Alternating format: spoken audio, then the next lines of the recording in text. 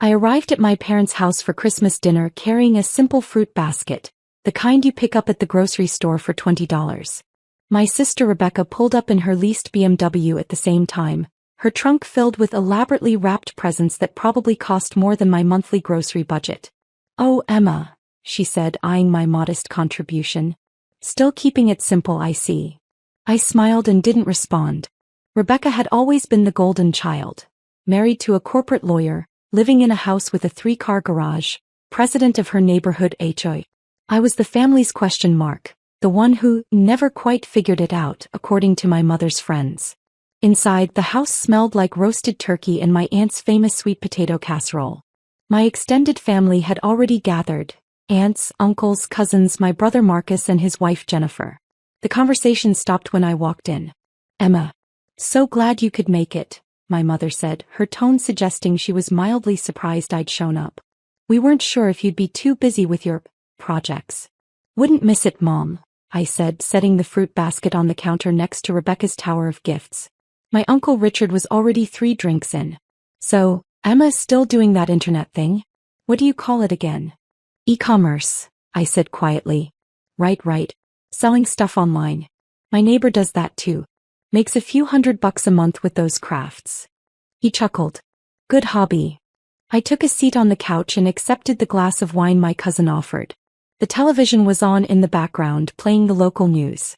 Everyone had moved on to discussing Rebecca's latest achievement. She'd been featured in a local magazine as one of the 40 under 40 business professionals. "The photographer took 3 hours to get the perfect shot," Rebecca was saying, showing everyone her phone. "They wanted it just right for the cover." "We're so proud," my father said, beaming. "A cover feature. That's real success." My Aunt Linda turned to me. "And Emma, dear, are you still living in that little apartment downtown?" "I am," I said. "Well, that's fine. Not everyone needs a big house. Very practical for someone with a small income." She patted my hand sympathetically. Dinner was served at 6. We gathered around the extended table my parents only brought out for major holidays. I was seated at the far end between my teenage cousin who spent the entire meal on his phone and Uncle Richard, who had moved on to bourbon. "Thanksgiving turkey, Emma?" my mother asked, her voice carrying down the table. "Or are you doing one of those trendy diets? I know income can be tight when you're self-employed." "Turkey is perfect, Mom." Rebecca, seated in the place of honor next to our father, was holding court about her upcoming vacation to the Maldives. "The resort is exclusive," she explained. "You have to be recommended by an existing member to even book a room." "That's the kind of success we love to see," my father said. "Working hard, climbing the corporate ladder, investing wisely." My brother Marcus chimed in. "Remember when Emma wanted to drop out of her marketing job to pursue entrepreneurship?" He made air quotes. "We all tried to talk sense into her." "I was so worried," my mother said, shaking her head. "A stable job with benefits and she just walked away." "How long has it been now, Emma?" Rebecca asked, her voice dripping with concern. 5 years of this online shop experiment?" 6, I said, cutting into my turkey. 6 years. "Oh honey, don't you think it's time to consider going back to a real career? I could ask Douglas if his firm has any administrative positions opening up." Douglas was Rebecca's husband who had joined us late after an important conference call. He nodded patronizingly. "Happy to help, family. We all have to be realistic about our limitations." I took a sip of water and said nothing. The meal continued with various family members sharing their accomplishments. Marcus had gotten another promotion. Jennifer had been elected to the school board. My cousin had made the dean's list. Every few minutes, someone would glance at me with what they probably thought was kindness, but looked a lot like pity. "It's important to know when to quit," Uncle Richard said loudly, pointing his fork at me. "Chasing dreams is fine when you're young, but at some point you need to accept reality. Get a steady paycheck. Build a retirement fund. Be responsible." "Emma has always been a dreamer," my Aunt Linda added. "Remember when she was little? Always making up stories, living in fantasy worlds. Some people never grow out of that." After dinner, we moved to the living room for dessert and coffee. The television was still on, now showing the evening news. My mother had made her famous apple pie, and Rebecca was describing her new kitchen renovation that cost more than most people's annual salary. Marble countertops from Italy, she was saying. The installer said they were the finest he'd ever worked with. Of course, you have to invest in quality when you have the means. I accepted a small slice of pie and sat in the corner armchair, the one that was slightly worn and faced away from most of the family circle. Emma, sweetie, my mother said, have you thought about taking some business classes? Maybe learn some real skills? I worry about you living paycheck to paycheck at your age. I'm doing fine, Mom. Fine isn't good enough, my father interjected. You're 34 years old. You should be established by now. Look at your sister. House, car, investments, respect in the community. That's what success looks like. Rebecca smiled modestly. I've worked very hard. Made smart choices. Followed a proven path. Exactly, Douglas said. The proven path. Not these get-rich-quick internet schemes. My cousin's wife, Amanda, spoke up. I read an article about online businesses. Most of them fail within the first year. The ones that survive barely make minimum wage when you calculate the hours worked. That's what I've been saying, my mother said, her voice rising with frustration. Emma, you're wasting your prime earning years. Think about your future. You have no retirement savings, no property, no security. Uncle Richard raised his glass. Here's what I think, and Emma, I say this with love. You need to stop playing entrepreneur and get serious about life. This isn't a game. Several family members murmured in agreement. I set down my pie plate, barely touched. The room felt smaller, the walls closing in with their concern and judgment and absolute certainty that they understood my life better than I did.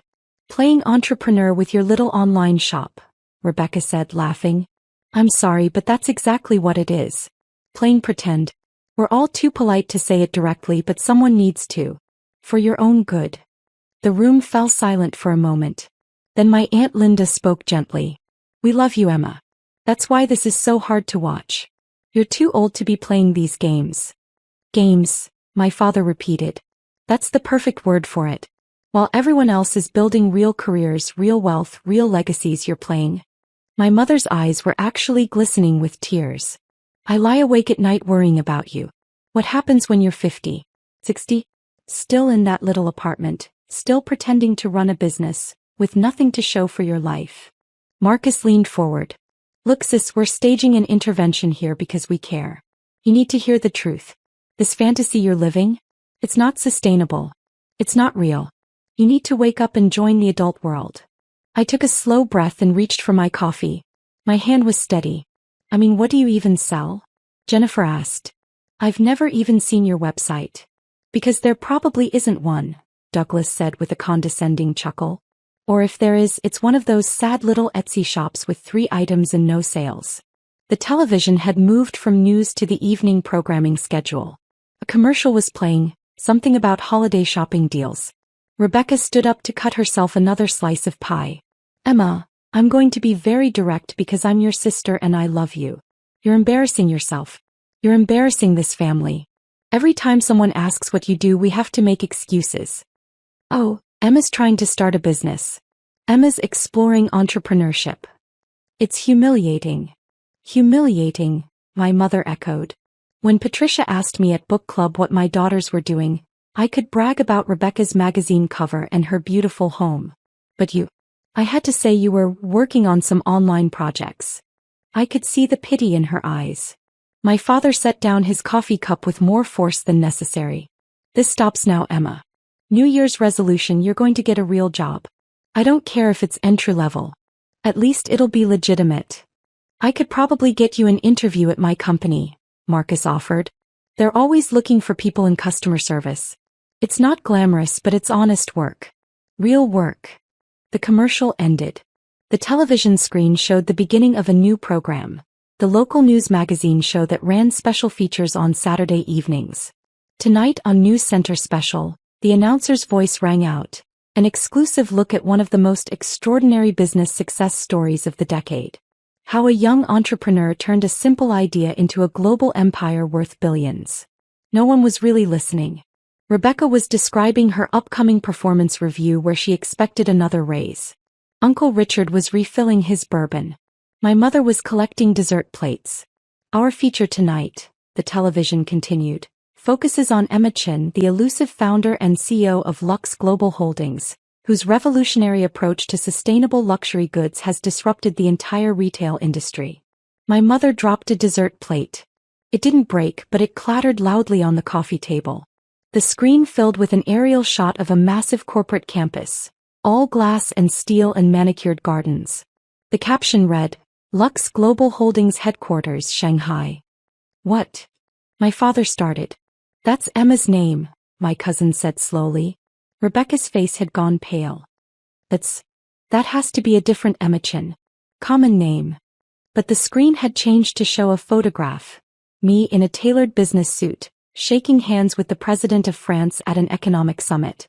The caption confirmed it. Emma Chin, 34, founder and CEO Lux Global Holdings. The reporter's voice filled the silent room. Emma Chin's story is one of vision, secrecy, and extraordinary execution.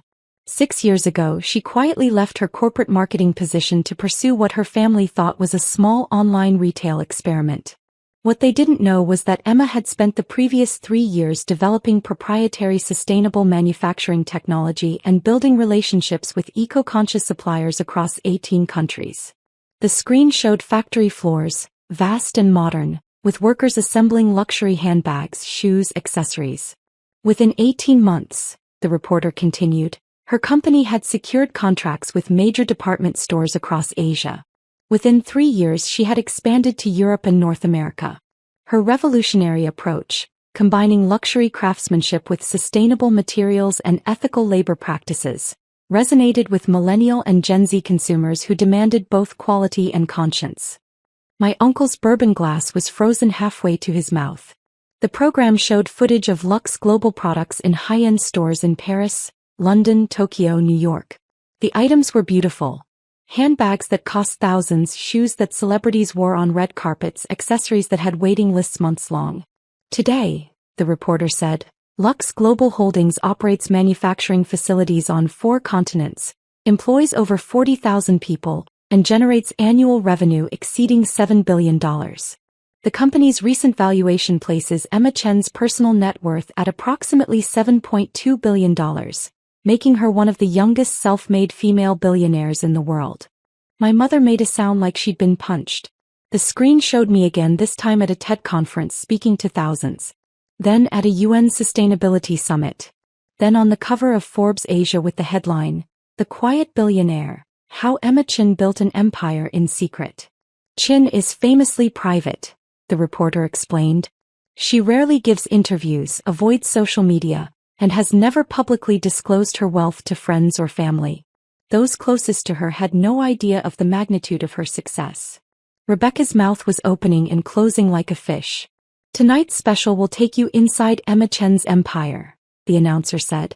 We'll tour her facilities, speak with her executive team, and explore how she managed to build a multi-billion-dollar global company while maintaining almost complete anonymity in her personal life. That's tonight at 9. Right here on News Center Special. The program cut to commercial. The silence in the room was absolute. Then everyone started talking at once. That can't be real. The same Emma Chin. $7 billion. This is our Emma. My father stood up, his face red. Emma. Is this true? Is this real? I set down my coffee cup carefully. Yes. You own. My mother couldn't finish the sentence. Lux Global Holdings, I said quietly. Yes. Marcus had his phone out, frantically Googling. Oh my God. It's all true. Emma, you're on the Forbes billionaire list. Number 847 globally. Your worth. It says here $7.2 billion. Rebecca had gone from pale to bright red. You sat here and let us. Mock me? I said gently. Yes. Douglas was scrolling through his phone, his hands shaking. Lux Global just announced a new sustainable fashion initiative with the European Union. Grant funding of €200 million. Emma, you met with the EU Commissioner last month. I did, I confirmed. My Aunt Linda was crying. Actual tears. We thought you were poor. We thought you were failing. I know. Uncle Richard drained his bourbon in one gulp. That apartment you live in. Why would you live in a regular apartment if you're worth billions? I like the apartment, I said. It's comfortable. Close to my favorite coffee shop. My mother sat down heavily. The fruit basket. You brought a $20 fruit basket when you're worth $7 billion. I like fruit baskets, I said. The television commercial ended and the news anchor returned. Just a reminder. Our exclusive special on billionaire entrepreneur Emma Chin airs tonight at 9. We'll have unprecedented access to her corporate empire, including interviews with her executive team and a rare sit-down with Chin herself. Stay tuned. My father's voice was barely a whisper. You gave us an interview. You gave the news an interview, but you never told your own family. They asked questions about business, I said. You asked questions about why I was wasting my life. Rebecca stood up abruptly, knocking over her wine glass. Red wine spread across my mother's white tablecloth like blood. This is insane. This is absolutely insane. You're telling me that for 6 years, while we all pitied you, while we tried to help you, while we worried about you, you were secretly a billionaire. Yes. That's sick. Rebecca's voice cracked. That's genuinely sick, Emma. What kind of person does that? The kind who wanted to see who really cared about her versus who cared about her success, I said calmly. Marcus was still scrolling. You donated $500 million to environmental causes last year. You endowed scholarships at 15 universities. You're building hospitals in developing countries. Emma, you're a philanthropist. A major global philanthropist. That money should be helping your family. Uncle Richard burst out. Your own flesh and blood. I looked at him steadily. Why? So you could buy more bourbon? So Rebecca could renovate her kitchen with even more expensive marble. How dare you? Rebecca hissed. My mother was scrolling on her phone now too, her face growing paler with each swipe. You spoke at the World Economic Forum in Davos. You had dinner with heads of state. You own properties in 12 countries. Emma, you own an island. 2 islands, I corrected. The second one is smaller. I use it for marine conservation research. My father sank back into his chair. All those times we tried to help you. Offered you jobs. Offered you money. I remember, I said. Jennifer spoke up, her voice shaky. Last Christmas. I gave you a gift card to Target because I thought you needed help with groceries. I used it, I said. Bought some nice towels. Thank you. Douglas was pale. My firm. I offered you an administrative position at my firm. I'm a lawyer making $300K a year and I offered you. Oh God. It was kind of you to offer, I said. Amanda, my cousin's wife, was reading from her phone. Business Insider calls you the most underestimated entrepreneur of the decade. Fortune says you're rewriting the rules of sustainable luxury. The Wall Street Journal has a profile calling you the billionaire next door, because you're so normal in your personal life. I am normal, I said. Normal. Rebecca shrieked. You're worth $7 billion. You employ 40,000 people. You're on the UN Advisory Council for Sustainable Development. That's not normal. The wealth isn't normal, I agreed. But I am. Same person I was 6 years ago. Same person I was this afternoon when you were all explaining my failures to me. The doorbell rang, making everyone jump. My mother, moving like she was in a dream, went to answer it. She returned followed by a man and woman in professional attire, carrying expensive-looking camera equipment. Miss Chin, the woman said, smiling at me. I'm Sarah Winters from News Center. We spoke last week about getting some B-roll footage of you in a casual family setting for tonight's special. I hope this is still a good time. The room erupted. You planned this, my father said. The news crew knew, my mother added. I stood up. I told them I'd be with family for Christmas. They asked if they could film a few minutes of normal family interaction for the special. Humanize the story. Humanize, Marcus repeated, sounding dazed. Sarah was setting up her camera, completely professional. We'll just need about 5 minutes. Very casual. Just Emma with her family, showing that despite her incredible success, she values her roots and maintains close family connections. The irony was so thick you could cut it with a knife. We can't, Rebecca said, panicking. We can't be on camera. Not now. Not after. After spending the last 3 hours telling me I was a failure? I suggested. Douglas had his lawyer face on, calculating. Emma, perhaps we should discuss.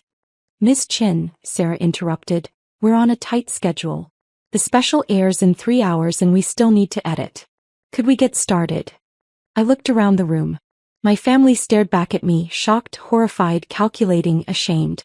Actually, I said, I don't think this is the right setting after all. My family seems to be processing some unexpected news. Sarah glanced around, reading the room with a journalist's sharp eye. I understand. Should we reschedule? No need, I said. You have plenty of footage from the corporate campus, the factory tours, the executive interviews. This, I gestured at my frozen family, isn't necessary. If you're sure, Sarah said, already packing up, sensing a story she couldn't report. After the news crew left, the silence returned. But it was different now, heavy with recalculation, with the sound of worldviews crashing down, with the desperate mental scrambling of people trying to rewrite their own narratives. My mother spoke first, her voice artificially bright. Well, this is wonderful news. Emma, sweetheart, why don't we all sit down and you can tell us about your business? We'd love to hear all about it. Would you? I asked. Of course. We're your family. We've always supported you. I smiled sadly. 3 hours ago, you said I was embarrassing the family. I didn't mean, my mother started. You did mean it, I said gently. You all meant it. Every word. Rebecca had regained some composure. Emma, you have to understand how this looks from our perspective. You deliberately deceived us. I didn't deceive anyone, I corrected. You all assumed I was failing. I simply didn't correct your assumptions. That's deception by omission. Rebecca's voice was rising again. Is it? I asked. When you got your HOA presidency, did you tell me every detail of the campaign? When Marcus got his promotions, did he explain every career move? Or did you all just share what you wanted to share and I accepted it without interrogation? Marcus shifted uncomfortably. That's different. How? Because you're worth billions. That's relevant information. Relevant to what? I asked. To whether you respect me? Clearly yes. To whether you mock me at family gatherings? Apparently yes. To our actual relationship?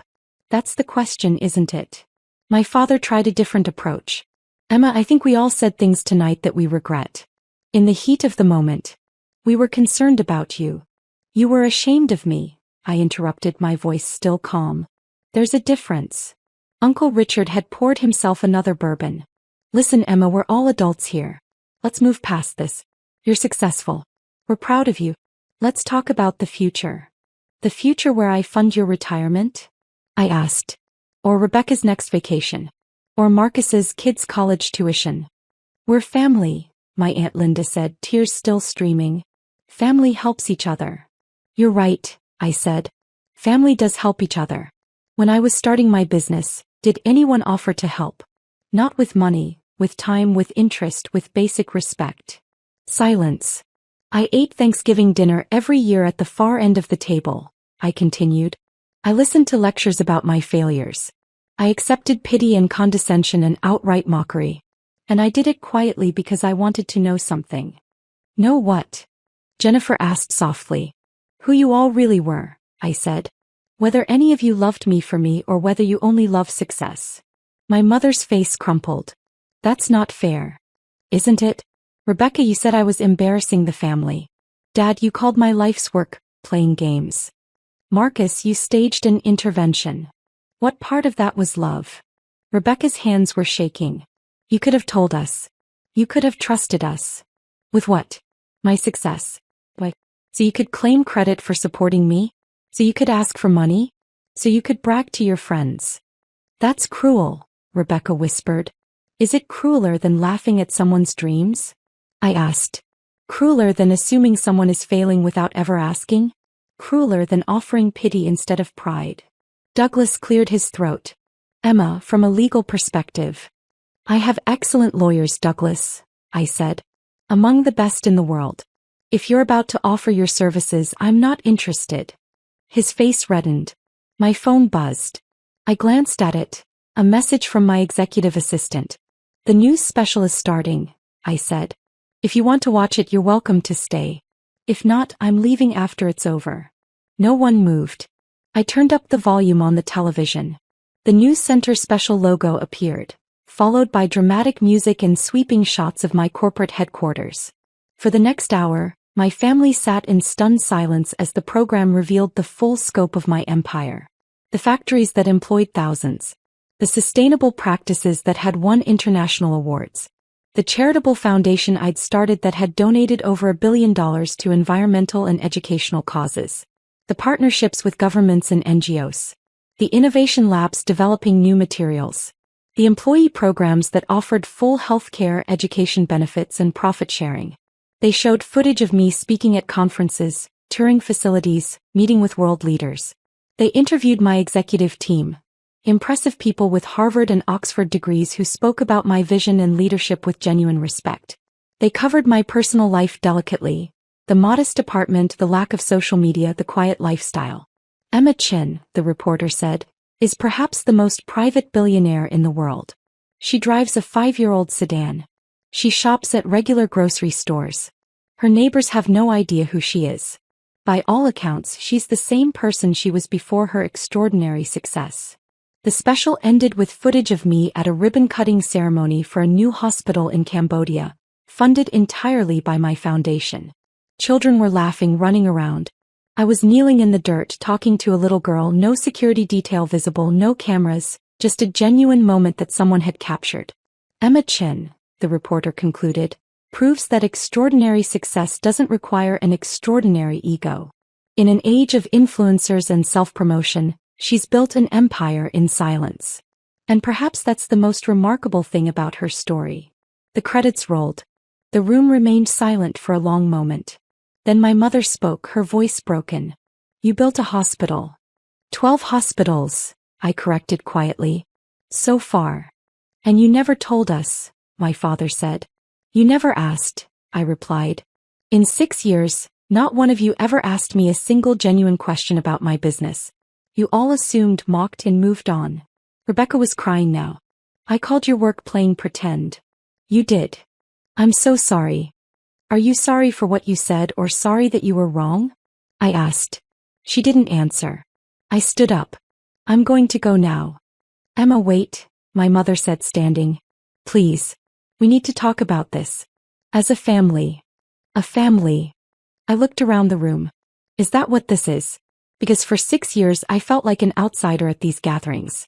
The disappointing daughter. The failed entrepreneur. The one you all pitied. We didn't understand, my Aunt Linda said. You didn't try to understand, I corrected. There's a difference. Marcus stood up. What do you want from us, Emma? Groveling. We messed up. We're sorry. What else can we say? Nothing, I said. There's nothing to say. You all revealed exactly who you are. Success matters to you more than character. Wealth matters more than kindness. Status matters more than substance. That's not true, my father protested. Then why, I said slowly, did not a single person in this room defend me tonight? Before the news special, when everyone was attacking me, mocking me, staging interventions, where was the unconditional love? Where was the "we support you regardless"? Where was the basic human respect? No one answered. I picked up my coat. I'm going to keep living my life exactly as I have been. Same apartment. Same routines. Same privacy. The only difference is that now you know. And you have to live with how you treated me when you thought I was nobody. You're not nobody, my mother said desperately. You're my daughter.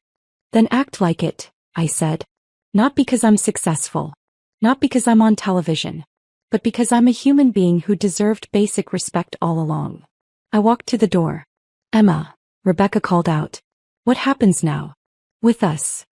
I paused, my hand on the doorknob. That's up to you. You can continue treating success as the only thing that matters. Or you can take a hard look at why you treated a family member so poorly for so long. Either way, it's your choice. Will we see you again? My mother asked, her voice small. I don't know, I said honestly. I need some time to think about whether I want to keep subjecting myself to judgment and mockery. Even billionaires have feelings, Mom. Maybe especially billionaires who remember what it felt like to be treated like a failure by the people who were supposed to love them most. I opened the door. The cold December air rushed in. Merry Christmas, I said, and then I left. Behind me, I heard my mother start to sob. I heard my father trying to comfort her. I heard Rebecca saying something about calling me tomorrow, about fixing this, about family. But I just walked to my car, my modest 5-year-old sedan that was paid for in cash but had never impressed anyone, and drove away. My phone started buzzing before I even reached the highway. Texts from family members. Calls coming through. I silenced it all. Instead, I called my executive assistant. "Hi, David," I said. "Did the news special air well?" "Perfectly," he said. "We're already seeing upticks in brand interest. The PR team is fielding interview requests from major outlets. It's exactly what we hoped for." "Good," I said. "And the Q1 expansion plans?" "Ready for your review Monday morning. The Tokyo facility is ahead of schedule. The Mumbai partnership agreements are finalized. We're projecting 18% growth." "Excellent work." I hung up and drove through the quiet streets. Christmas lights twinkled in windows. Families gathered in warm homes. Normal people living normal lives, probably not thinking about billion-dollar empires or family betrayals or the price of success. My phone buzzed again. This time I looked. A text from Rebecca. "Please call me. I'm so sorry. I don't know what to say. I was horrible. Please let me apologize properly." Another from Marcus. "I was wrong about everything. Can we talk?" One from my mother. "I love you. I'm sorry. Please forgive us." Even one from Uncle Richard. "You were right about the bourbon comment. I'm sorry." I put the phone away. They were sorry now. Now that they knew. Now that the numbers were real. Now that they'd seen me on television shaking hands with presidents and building hospitals and employing thousands. But would they have been sorry if I'd remained what they thought I was? A failed entrepreneur in a small apartment with a modest online shop? I already knew the answer.